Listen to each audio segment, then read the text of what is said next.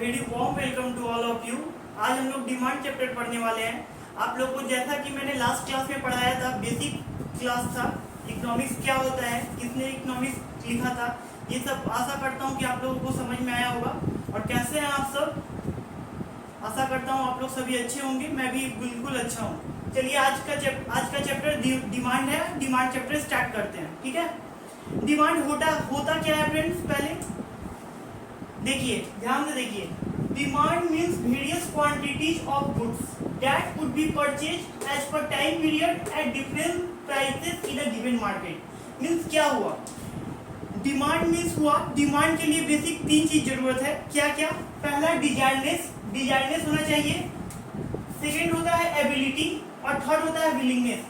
डिजायरनेस होना चाहिए, उसके बाद एबिलिटी होना चाहिए, उसके बाद विलिंगनेस होना चाहिए। जैसा कि मतलब आप लोग क्या समझे, जैसे देखिए एक बच्चा है, बच्चा को क्या चाहिए? चॉकलेट चाहिए। बच्चा धीरे से जाता है, दुकान में जाता है। बच्चा को क्या इच्छा है, डिजायर है ना कि हाँ मुझे चॉकलेट चाहिए, लेकिन क्या उसके पास परचेजिंग पावर है, एबिलिटी है उसको खरीदने का? अगर उसके पास मान लीजिए पैसा नहीं है तो उसके पास एबिलिटी तो नहीं है ना, तो ये डिमांड हुआ कि नहीं हुआ? नहीं, डिमांड नहीं हुआ। क्यों नहीं हुआ डिमांड? क्योंकि उसके पास डिजायरनेस है लेकिन उसके पास एबिलिटी नहीं है, तो इसलिए इसको हम लोग डिमांड नहीं कर सकते हैं। हम लोग सेकेंड एग्जांपल लेते हैं।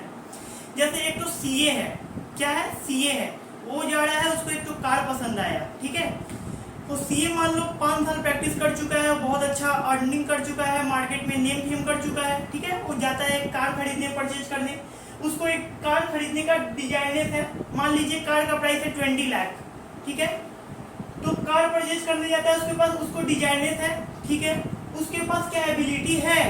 अगर एबिलिटी मीन्स परचेजिंग पावर, उसके पास ऑब्वियसली बात है 5 साल प्रैक्टिस कर चुका है, सीए है तो परचेजिंग पावर है ही, तो एबिलिटी भी है और क्या है? विलिंगनेस भी है। एक बात हमेशा याद रखिएगा, अगर एबिलिटी अगर जिसका नहीं होगा उसका विलिंगनेस कभी हो ही नहीं सकता, क्योंकि अगर एबल है, वो चीज परचेज कर सकता है, तभी वो नेक्स्ट आगे विलिंग करेगा, मीन्स खरीदने जाएगा। नहीं तो अगर एबिलिटी ही नहीं है, डिजायरनेस है, एबिलिटी नहीं है, तो विलिंगनेस का कभी प्रश्न ही नहीं उठता, ठीक है। यहाँ तक समझ में आया कि डिमांड क्या होता है? डिमांड मीन्स कुछ भी चीज अगर हम लोग खरीदना चाहते हैं, हम लोग के मन में इच्छा है कि कोई चीज हम लोग जाके खरीदे, तो पहले उस चीज के बारे में हम लोग को इच्छा होना चाहिए। जैसे कि हम लोग को स्मार्टफोन, अगर आप लोग को मन किया कि हमें स्मार्टफोन चाहिए, आप लोग गए दुकान में, आप लोग के पास डिजायरनेस है, अगर आप लोग के पास अगर 20,000 15,000 है, आप लोग रखते हो, तो ही प्रश्न, तो आपके पास एबिलिटी भी है, तभी आप लोग विलिंगनेस भी, आप लोग परचेजिंग पावर जाके आप उसको खरीद सकते हो। नहीं तो अगर आपको एबिलिटी नहीं है तो विलिंगनेस का कभी प्रश्न ही नहीं उठता, तभी आप एक इसको कहते हैं हम लोग डिमांड, ठीक है ना। आप लोग समझ गए कि डिमांड क्या होता है। अब हम लोग आगे बढ़ते हैं। मार्केट डिमांड क्या होता है फ्रेंड्स? देखिए मार्केट डिमांड क्या होता है, ध्यान से समझिएगा। Market demand basically depends on all this individual demand and determinants market demand influenced by following factors. Means क्या हुआ? देखिए मार्केट डिमांड क्या होता है कि जब कभी भी कोई अचानक से आपातकाल में कोई दूसरा कंट्री से, मान लो कोई इंडिया में आ गया, ठीक है, कोई देश में वार छिड़ गया, उस देश का नागरिक लोग क्या हुआ, जैसे अभी यूक्रेन में वार छिड़ गया, यूक्रेन का नागरिक लोग इधर उधर कहीं दूसरे देश में शरण लेने पहुंच गए, तो क्या हो जाएगा? जिस देश का पॉपुलेशन है उससे अचानक से उस देश का पॉपुलेशन बढ़ जाएगा, ठीक है। पॉपुलेशन बढ़ने से क्या क्या चीज फैक्टर हो जाएगा? अचानक से उस सभी प्रोडक्ट्स का डिमांड बढ़ जाएगा, और मार्केट डिमांड बढ़ने से क्या हो जाएगा? उसका प्राइस ऑटोमेटिकली बात है बढ़ जाएगा।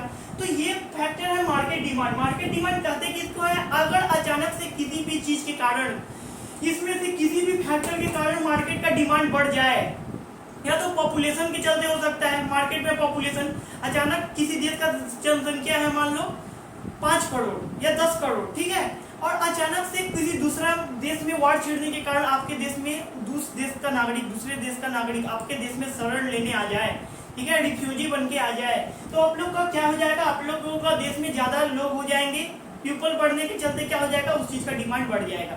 आशा करता हूँ आप लोग को इतना दूर तक समझ में आया होगा।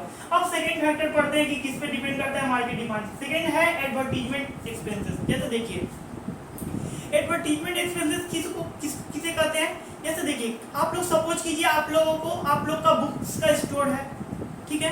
क्या आप लोग एक मूवी का क्या कर रहे हैं, मूवी को अपना रिलीज करने वाले हैं, तो क्या कर रहे हैं, इसके लिए आप बहुत ही ज़्यादा एडवर्टीजमेंट कर दिए, हद से ज़्यादा, ठीक है ना। जैसे एक टाइम आप लोग को अभी के टाइम में याद होगा, अभी 5 से 6 साल पहले दुर्गा पूजा में सबसे बड़ी दुर्गा जी कहाँ बनी थी, देशोप्रिय पार्क में।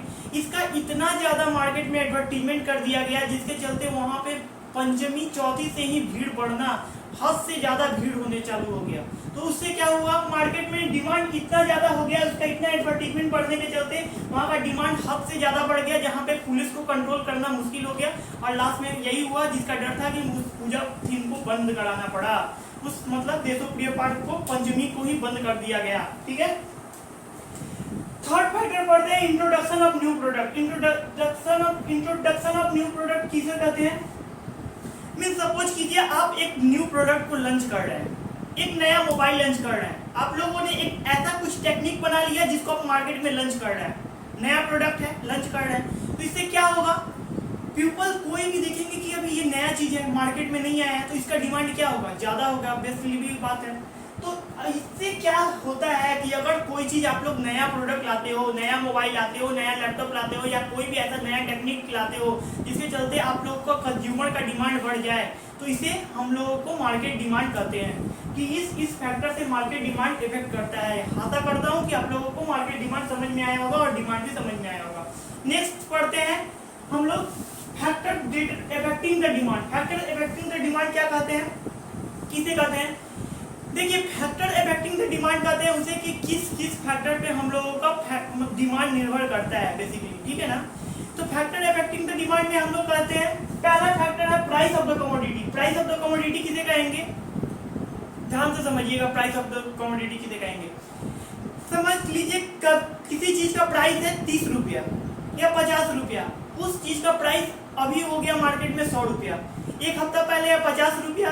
50 रुपया में अगर मान लो 100 कंज्यूमर परचेज करते थे, तो 50 से अगर प्राइस बढ़ गया 100 रुपया, तो क्या अभी भी 100 कंज्यूमर कंज्यूम करेंगे, उस चीज को खरीदेंगे, नहीं कंज्यूम करेंगे। क्यों करेंगे, क्योंकि प्राइस उसका बढ़ गया। ऑब्वियसली बात है, अगर प्राइस बढ़ने के चलते मार्केट में डिमांड का असर आएगा ही आएगा, तो प्राइस बढ़ने के चलते उसका डिमांड क्या हो गया, कम हो गया, ठीक है ना। इसको कहते हैं price of the commodity. Second पढ़ते हैं income of the consumer. Income of the consumer किसे कहते हैं, सपोज करो मुकेश अंबानी का प्राइस, उसका जितना इनकम है, अगर किसी चीज का, किसी कंज्यूमर का इनकम बढ़ता है, तो उसका क्या है, ऑब्वियसली बात है, वो डिमांड उसके लिए करेगा ही करेगा, ठीक है ना। अगर किसी का इनकम घटता है, तो उस चीज का डिमांड कम हो जाएगा, और अगर किसी चीज का इनकम बढ़ता है, तो उस चीज का डिमांड बढ़ जाएगा, ठीक है ना। ध्यान से समझिएगा, आप लोग एक एग्जाम्पल से समझाते हैं। सपोज एक आदमी है, वो कहीं काम करता है, एक जगह काम करता है, उसका पर मंथ सैलरी है, पर मंथ कमाता है, अर्निंग है 20,000 अर्निंग है। तो 20,000 जब अर्न करता है, तो क्या करता है, डेली अपने घर में दाल चावल सब्जी यही खाता है। और जैसे ही उसके मालिक ने कहा कि तुम बहुत ही अच्छा वर्क कर रहे हो, तुम्हारा सैलरी बढ़ा दिया जाएगा, तुम्हारा सैलरी कितना कर दिया जाएगा, 20,000 से 50,000 कर दिया जाएगा। अब उसका जैसे ही इनकम बढ़ रहा है, उसके मालिक बोल रहे हैं कि 20,000 से 50,000 कर दिया जाएगा, तो उससे सीधा उसका इनकम बढ़ने के चलते उसका क्या आएगा कि अब मैं दाल नहीं खाऊंगा, चलो दाल तो रोज ही खाते रहते हैं, नॉर्मल सब्जी खाते रहते हैं, अब हम लोग अपना घर में पनीर लाना स्टार्ट कर देंगे। क्यों लाना चालू कर देगा, क्योंकि उसका इनकम बढ़ रहा है। इनकम बढ़ने के चलते क्या आया, सीधा उसका टेस्ट पे असर आया। क्या आया टेस्ट पे, कि अब जो चीज पहले खाता था, उस चीज की जगह और सुपीरियर क्वालिटी का गुड्स परचेज करने लगा। यहाँ आशा करता हूँ यहाँ तक समझ में आया होगा। नेक्स्ट है taste and preference of the consumer. Taste and preference of the consumer किसे कहते हैं, अगर किसी कंज्यूमर का अगर उस चीज टेस्ट है, अगर उस चीज को लाइक करता है हद से ज्यादा, तो उसका अगर मार्केट में प्राइस जितना भी बढ़े, लेकिन उसका डिमांड कभी भी कम नहीं होगा। जैसे सपोज करो आप लोगों को एडिक्ट है, किस चीज का एडिक्ट है, कितना भी आलू आप लोगों का दाम बढ़ जाए, क्या आप लोग आलू खाना कम करोगे, नहीं, क्योंकि किसी भी सब्जी में अगर आलू नहीं डालो तो उसके बिना सब्जी अधूरा लगता है, ठीक है ना। इतना दूर तक समझ में आया ना। तो टेस्ट एंड प्रेफरेंस पे बहुत ही ज्यादा डिमांड निर्भर करता है। अगर किसी चीज का आलू का दाम कितना भी दाम बढ़ जाए, लेकिन वो चीज आप आदमी काम मतलब खाना कम नहीं कर सकता, ठीक है ना। इस तरह से और भी एग्जाम्पल ले सकते हैं। अगर आप लोग जैसे बहुत अधिक लोग, कोई लोग फिश, नॉनवेज होंगे जो फिश खाते होंगे, एग खाते होंगे। इस सब चीज़ का अगर डिमांड मतलब कितना भी मार्केट में प्राइस बढ़ जाए, क्या आप लोग उस चीज़ को खाना कम करोगे? नहीं करोगे। तो इस चीज़ पे डिमांड क्या इफेक्ट करेगा कि अगर इस चीज़ का कितना भी प्राइस बढ़ता है लेकिन डिमांड कभी भी कम नहीं होता है, क्योंकि ये कंज्यूमर का टेस्ट है। इसके बिना वो कंज्यूमर नहीं रह सकता। वो बोलता है कि मुझे तो भाई यही गुड्स चाहिए क्योंकि मेरे को बहुत ही हद से ज़्यादा पसंद है। ठीक है ना। अब नेक्स्ट पढ़ते हैं सब्स्टिट्यूशन इफेक्ट क्या होता है। सब्स्टिट्यूशन इफेक्ट ध्यान से समझिएगा। सपोज कीजिए जब कोई भी दो प्रकार का गुड्स सेम क्वालिटी का सेटिस्फेक्शन आपको देता है, जैसे टी एंड कॉफी, ठीक है ना। आप जैसे टी, कोई भी चीज का मतलब टी पीते हो और अब कॉफी पीते हो। अगर टी का दाम अचानक मार्केट में बढ़ गया तो आप लोग क्या करोगे? टी का जगह पे क्या कंज्यूम करना स्टार्ट कर दोगे? कॉफी, क्योंकि टी और कॉफी दोनों ही सेम प्रकार का गुड्स है, सेम प्रकार का कंजम्पशन लेवल है, आप लोग को सेटिस्फेक्शन सेम प्रकार का देता है। सेकेंड एग्जाम्पल से समझते हैं। सपोज करो कोक का दाम बहुत ही अधिक दाम बढ़ना स्टार्ट हो गया। तो कोक और पेप्सी सेम प्रकार का गुड्स है, जैसा आप लोग देखे होंगे। कोक एंड पेप्सी और सेम टाइप्स ऑफ गुड्स। अगर कोक का दाम जैसे अब बढ़ना स्टार्ट कर दिया तो आप लोग किस चीज में शिफ्ट हो जाओगे? पेप्सी पे, ठीक है ना, जिसको कैन बोलते हैं। अगर कोक कैन का दाम बढ़ना स्टार्ट हो गया तो आप लोग कोक से पेप्सी कंज्यूम करना स्टार्ट कर दोगे। सेम एक और थर्ड एग्जांपल लेते हैं। सपोज करो बहुत कोई लेज खाना का शौकीन होगा। रेड लेज का दाम अगर बहुत ज्यादा बढ़ना स्टार्ट कर दिया, बढ़ने लगा, तो आप लोग क्या कंज्यूम करना स्टार्ट कर दोगे? रेड लेज की जगह ब्लू लेज। सेम टाइप का गुड्स, ये चीज तभी डिपेंडेंट करता है जब दोनों सेम टाइप्स के गुड्स हो। आप लोगों के पास ऑप्शन है कि अगर ये चीज का दाम बढ़ रहा है तो आप लोग तुरंत दूसरा चीज कंज्यूम करना स्टार्ट कर दोगे। ठीक है ना। नेक्स्ट चीज पढ़ते हैं कॉम्प्लीमेंट्री गुड्स। कॉम्प्लीमेंट्री गुड्स क्या होता है फ्रेंड?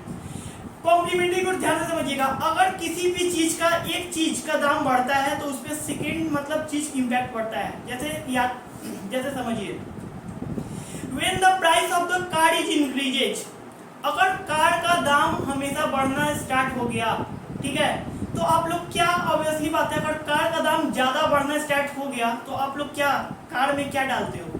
पेट्रोल। तो कार में पेट्रोल डालते हो तो अभी कार चलता है, तो कार का दाम बढ़ने से पेट्रोल का दाम ऑब्वियसली क्या हो जाएगा? अगर कार का दाम बढ़ना स्टार्ट हो गया तो कम हो जाएगा।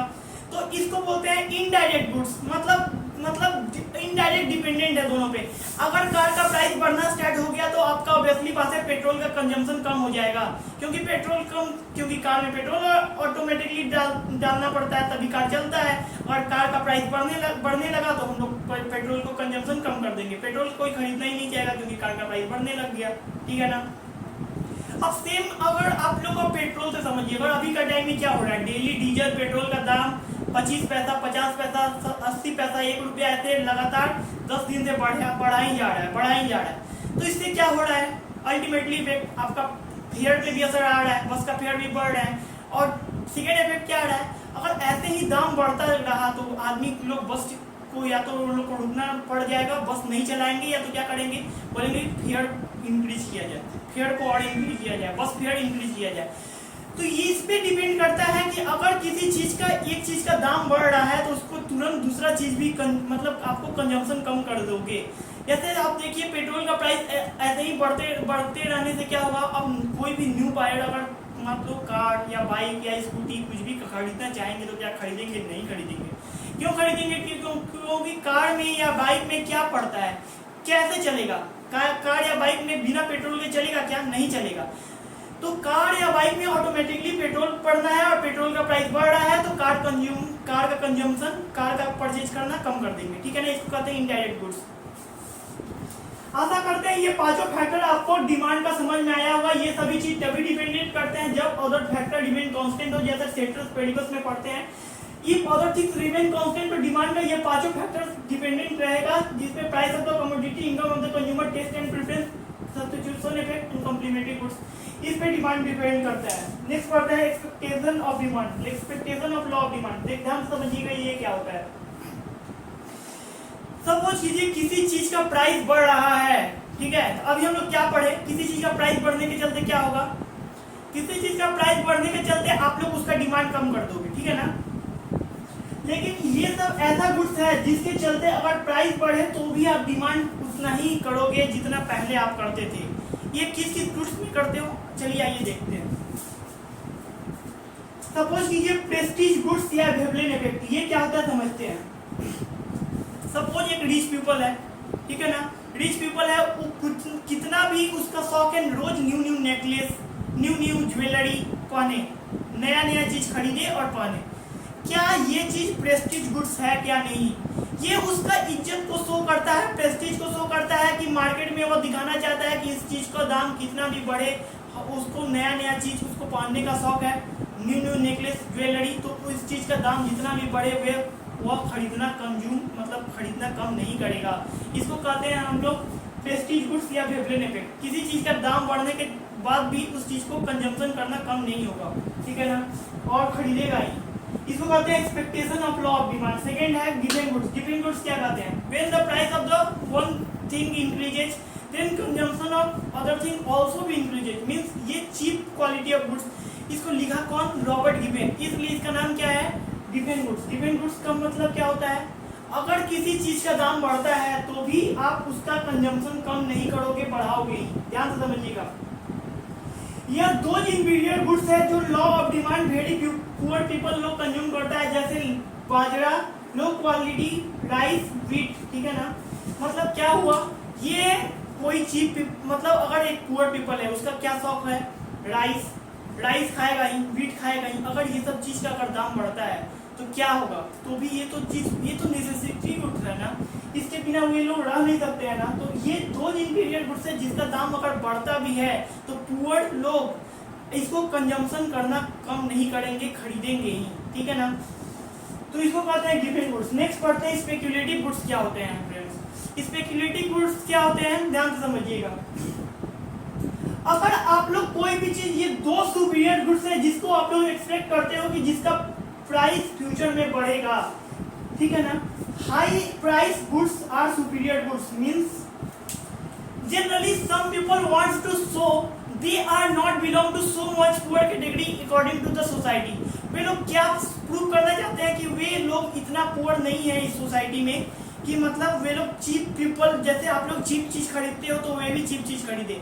वे लोग महंगा चीज, कॉस्टली चीज खरीदना स्टार्ट कर देते हैं। जैसे सब कोई अगर सभी चीज कंज्यूम कर रहा है, व्हीट राइस, तो वे लोग बोल रहे हैं नहीं, अगर तुम लोग व्हीट और राइस कंज्यूम करते हो तो हम ये चीज नहीं खरीदेंगे। और सब चीज नॉर्मल कुछ सब्जी खरीदता है तो वे लोग बोल रहे हैं ये चीज नहीं खरीदेंगे। क्यों? क्योंकि वे लोग अपना सोसाइटी में अपना फेम चाहते हैं, ठीक है ना। तो फेम चाहते हैं। कॉन्स्पिशियस गुड्स, स्पेक्युलेटिव गुड्स किसे कहते हैं? कि अगर वे लोग अपने डिमांड में सुपीरियर गुड्स वे लोग प्रूव करना चाहते हैं कि वे लोग उस सोसाइटी में वे लोग उतना पुअर फैमिली से बिलोंग नहीं करते, इसको कहते हैं सुपरेटिव स्पेक्युलेटिव गुड्स, ठीक है ना। नेक्स्ट आता है फ्यूचर एक्सपेक्टेशन। फ्यूचर एक्सपेक्टेशन क्या होता है फ्रेंड्स ध्यान से समझिएगा। अगर सपोज कीजिए कि आप लोग अभी कौन सा व्हीकल्स चल रही है, पेट्रोल डीजल वाली व्हीकल्स चल रही है, आप लोग आशा करते हो फ्यूचर में इलेक्ट्रिक व्हीकल्स आएगी और अभी से आप लोग क्या कर रहे हो, इस चीज को आप लोग एज्यूम करके रास्ता में आप लोग इस मतलब पेट्रोल का जगह पे आप लोग, जैसे आप लोग का पेट्रोल पंप है, पेट्रोल पंप को आप लोग ट्रांसफर कर दे रहे हो, इलेक्ट्रिक लगा दे रहे हो। क्योंकि अभी आप लोग आशा करते हो कि लास्ट में जब आप लोग मतलब व्हीकल्स लाओगे तो व्हीकल्स में लास्ट में चार्ज कैसे करोगे? इलेक्ट्रिक से। तो आप लोग जगह जगह स्टेशन लगा दे रहे हो, चार्जिंग स्टेशन लगा दे रहे हो, ठीक है ना। आप लोग आशा कर रहे हो, एक्सपेक्ट कर रहे हो कि फ्यूचर में ये व्हीकल्स ये सब बंद हो जाएंगे, मतलब पेट्रोल डीजल ये सब कम हो जाएगा, क्योंकि इलेक्ट्रिक व्हीकल्स आएंगे तो आप लोग को चार्जिंग स्टेशन का बहुत ही ज़्यादा जरूरत पड़ेगा। क्योंकि इलेक्ट्रिक व्हीकल्स आएंगे तो चार्ज किससे होगा? इलेक्ट्रिक से। तो जगह जगह चार्जिंग स्टेशन लगा रहे हो अभी से, ठीक है ना। तो इससे कहते हैं फ्यूचर का सोच के अभी से जो स्टेप लेना, तो इससे आपका डिमांड बढ़ जाना। फ्यूचर एक्सपेक्टेशन से भी आपका डिमांड बढ़ जाता है। लास्ट है नेसेसिटी गुड्स। ध्यान से समझिए ये से कहते हैं। सपोज करो एक आदमी बहुत बीमार है, ठीक है ना, और आदमी बहुत बीमार है, उसको एक चीज ऐसा वो मेडिसिन लेता है जो उसका बहुत ही ज्यादा नेसेसिटी है। अगर वो मेडिसिन नहीं ले तो वो आदमी रह नहीं सकता, वो आदमी मर जाएगा। तो इसका अगर मान लो दाम बहुत ही ज्यादा बढ़ रहा है तो क्या वो नेसेसिटी गुड्स को कंज्यूम करना कम कर देगा? नहीं। और कम कर कैसे कर सकता है यार? अगर तुम समझो, अगर वो चीज को नहीं कंज्यूम करे, एक दिन नहीं ले वो मेडिसिन, तो क्या रहेगा? उस चीज के बिना वो मर जाएगा, क्योंकि वो तो उसका नेसेसिटी है ना। तो ये चीज़ पे भी मार्केट डिमांड इफेक्ट करता है। अगर उस एक पर्टिकुलर मेडिसिन या कोई भी कंजम्पशन वाली चीज़ जिसका डिमांड अत्यंत मतलब ज़्यादा ही प्राइस उसका बढ़ना स्टार्ट हो जाए तो भी वो चीज़ उसका नेसेसिटी है, उसका डिमांड कभी भी कम नहीं होगा। इसको कहते हैं नेसेसिटी गुड्स, ठीक है ना। हम लोग क्या क्या मतलब फ्रेंड्स पढ़ लिए, डिमांड पढ़ लिए, मार्केट डिमांड पढ़ लिए, फैक्टर्स अफेक्टिंग द डिमांड पढ़ लिए, expectation of law of demand पढ़ लिए। आशा करता हूँ कि इतना दूर तक आप लोग को बहुत ही अच्छा से समझ में आया होगा। लास्ट कुछ इंपॉर्टेंट टॉपिक पढ़ते हैं, expectations of law of expansion of demand किसे कहते हैं फ्रेंड्स, ठीक है ना। जैसा कि हम लोग पढ़ रहे हैं price decreases, when the price of the commodity decreases then क्या होता है, क्वांटिटी डिमांड इंक्रीजेज। जब किसी चीज का एक्सपेंशन ऑफ डिमांड, ध्यान से समझिएगा, बहुत इंपॉर्टेंट टॉपिक है, 11th में हर साल पूछता है। when the price of the commodity decreases then the market quantity demanded are increases। तो भाई पहले प्राइस कितना था, पहले प्राइस था 10, अब हो गया 10 से 5। जब 10 प्राइस था तो कितना क्वांटिटी डिमांड था, मार्केट में डिमांड था 50। जैसे ही मार्केट में 10 से 5 डिमांड हो गया, मतलब प्राइस हो गया 10 से 5 प्राइस हो गया, कम हो गया, तो इसका डिमांड बढ़ गया। 5 से प्राइस जब होने के चलते क्या हो गया, मार्केट में डिमांड हो गया 100। जब 10 प्राइस था तो 50 कंज्यूमर कंज्यूम करते थे, जब प्राइस हो गया कम हो गया तो उससे ऑब्वियसली बात है ज्यादा कंज्यूमर कंज्यूम करेंगे। तो जब ज्यादा हो गया, जब इस डायग्राम के माध्यम से समझिएगा फ्रेंड्स, जब 10 प्राइस था तो कम कंज्यूम, यहाँ पे कम कंज्यूमर कंज्यूम कर रहे हैं। जब ये 5 प्राइस हो गया, प्राइस घट गया, यहाँ पे घट रहा है, तो डिमांड क्या हो रहा है, बढ़ रहा है, डिमांड बढ़ रहा है। प्राइस घट रहा है, डिमांड बढ़ रहा है, नेगेटिव रिलेशन है प्राइस, ठीक है ना। डिमांड घट रहा है, प्राइस घट रहा है, डिमांड बढ़ रहा है, ठीक है ना। नेक्स्ट है कॉन्ट्रैक्शन ऑफ डिमांड किसे कहते हैं friends, when the price of the commodity increases then the quantity demanded decreases. जब किसी चीज का प्राइस बढ़ता है तो क्वांटिटी डिमांड मार्केट में घटता है, इसको कहते हैं एक कॉन्ट्रैक्शन ऑफ डिमांड। ध्यान से इसको समझिएगा फ्रेंड्स। पहले प्राइस था 5, जब 5 प्राइस था तो 100 क्वांटिटी डिमांडेड था। जब प्राइस इसका बढ़ गया तो कितना हो गया, इसका डिमांड क्या हो गया, जब प्राइस यहां से यहां आ गया 5 से 10 हो गया तो इसका डिमांड, जब इसका प्राइस बढ़ गया तो क्वांटिटी डिमांड घट गया। इसको क्या कहते हैं, contraction of demand. Expansion of demand का जस्ट उल्टा है contraction of demand. Expansion of demand में हम लोग क्या पढ़े थे फ्रेंड्स, एक्सपेंशन ऑफ डिमांड में हम लोग पढ़े थे जब प्राइस घट गया तो क्वांटिटी डिमांड इंक्रीज हो गया, जब इसमें प्राइस इंक्रीज हो गया तो क्वांटिटी डिमांड घट गया। आशा करता हूँ आप लोग को यहाँ तक समझ में आया होगा। Last and most important topic है change in demand. Change in demand किसे कहते हैं फ्रेंड्स, ध्यान से इसको समझते हैं। When either price change or quantity change but both do not change in the same time, this is known as change in demand। मतलब ध्यान से समझिएगा, या तो प्राइस चेंज कर रहा है या तो क्वांटिटी डिमांड चेंज कर रहा है, लेकिन दोनों एक साथ चेंज नहीं कर रहा है, ठीक है ना। जैसे देखिए यहाँ पे मैंने क्या किया हूँ, प्राइस को फिक्स कर किया हूँ। पहले 5 प्राइस है, यहाँ भी 5 प्राइस है, तो 5 प्राइस होने के चलते क्या है, यहाँ पर क्वांटिटी डिमांड इंक्रीज हो गया, 50 से 100 हो गया। या तो प्राइस चेंज हो रहा है या तो क्वांटिटी डिमांडेड चेंज हो रहा है, लेकिन both do not change in the same time. इसे कहते हैं चेंज इन डिमांड। इसका स्लोप देखिएगा, ध्यान से समझिएगा। ये 5 प्राइस है, 5 प्राइस है, यहाँ पे डिमांड D1 हो गया, D पहले D था 5, D1 हो गया, चेंज हो गया, D1 हो गया 50 से 100, ठीक है ना, क्वांटिटी डिमांडेड। लास्ट है इंक्रीज इन डिमांड किसे कहते हैं, When price is constant, quantity increases। जब प्राइस कांस्टेंट है तो क्वांटिटी डिमांड इंक्रीज कर रहा है। क्वांटिटी और when quantity is constant and price is increases, that is known as increase in demand। Just इसका उल्टा चेंज इन डिमांड का उल्टा है increase in demand. When the price is constant and quantity demanded increases, when the quantity is constant and price is increases, it is known as increase in demand। देखिए यहाँ पे price क्या है, price increase हो रहा है। 5 price से जब हो रहा है कितना हो जा रहा है, 6 हो जा रहा है। 5 प्राइस से 6 हो जाने के चलते क्या हो रहा है, क्वांटिटी डिमांडेड फिक्स रह रहा है। क्वांटिटी डिमांडेड यहाँ पे दोनों में से, यहाँ पे जैसे हम लोग पढ़ रहे थे क्या करेंगे, दोनों में से एक चीज को सेम रखेंगे। यहाँ पे क्वांटिटी डिमांड पे हम लोग सेम रखे तो प्राइस बढ़ रहा है, इसके बाद भी क्वांटिटी डिमांडेड पे कोई भी असर नहीं पड़ रहा है, दोनों सेम ही सेम है। जब यहाँ पे प्राइस इंक्रीज हो गया 5 से 6, लेकिन जो कंज्यूमर था, जो पहले कंज्यूम करता था डिमांड इतना, मतलब 50 से ये 50 ही, यहाँ पे दोनों में कोई भी ज्यादा चेंज नहीं हो रहा है, ठीक है ना। क्वांटिटी डिमांडेड में कोई भी चेंज, ये दोनों सेम है, तो इसको कहते हैं हम लोग क्या कहते हैं, increase in demand. Increase in demand किसे कहते हैं, प्राइस बढ़ने के चलते भी आपका क्वांटिटी डिमांडेड में कोई ज़्यादा इफेक्ट नहीं पड़े, इसे हम लोग कहते हैं इंक्रीज इन डिमांड। आशा करते हैं आप लोग को इतना दूर तक बहुत ही अच्छे से समझ में आया होगा। हम लोग क्या क्या पढ़े फ्रेंड्स, आज हम की क्लास में हम लोग पढ़े कि डिमांड क्या होता है, मार्केट डिमांड क्या होता है, फैक्टर्स डिटरमाइनिंग द डिमांड क्या होता है, किस पे डिमांड डिपेंड करता है, expectation of law of demand क्या होता है, किस पे डिमांड एक्सपेक्ट मतलब कौन किस पे डिमांड इफेक्ट नहीं करता है, और किसी चीज़ का प्राइस बढ़ता है तो भी कंज्यूमर उसको ऑटोमेटिकली खरीदना ज़्यादा कंज्यूम करना स्टार्ट कर देते हैं। ऐसा किस चीज़ पे हम लोग पढ़े फ्रेंड्स, क्योंकि इस पे फ्यूचर एक्सपेक्टेशन, नेसेसिटी गुड्स, गिवन गुड्स, प्रेस्टीज गुड्स, ये सभी को मैंने डिटेल में समझाया हूँ कि अगर किसी कंज्यूमर का अगर कोई चीज़ नेसेसिटी है उसके बिना नहीं रह सकता है, तो अगर उसका प्राइस बढ़ेगा तो भी कंज्यूमर उस चीज़ को कम कंज्यूम नहीं करेंगे, क्योंकि उसका नेसेसिटी है, उसके बिना वो ये लोग रह नहीं सकते हैं, ठीक है ना। तो इसके बाद expansion of demand, contraction of demand, change in demand, increase in demand, ये हम लोग बेसिक क्लास आज डिमांड का पढ़े। इसके बाद डिमांड का नेक्स्ट क्लास में हम लोग और भी डिमांड का फैक्टर्स पढ़ेंगे कि और डिमांड क्या क्या चीज़ है, कैसे कैसे डिमांड डिपेंड करता है, और डिमांड का कुछ most important topic next class में कवर करते हैं। आशा करते हैं आप लोग को आज का क्लास बहुत अच्छे से समझ में आया होगा। नेक्स्ट क्लास में और अच्छे से हम लोग डिमांड के बारे में नेक्स्ट टॉपिक कवर करेंगे। Thank you friends, thank you. और आप लोगों से एक रिक्वेस्ट है कि जितना मैं क्लास में पढ़ाया हूँ नेक्स्ट क्लास में अच्छे से पढ़ के रखिएगा आप लोग को, तभी आप लोग को अच्छे से नेक्स्ट क्लास समझ में आएगा। Thank you friends.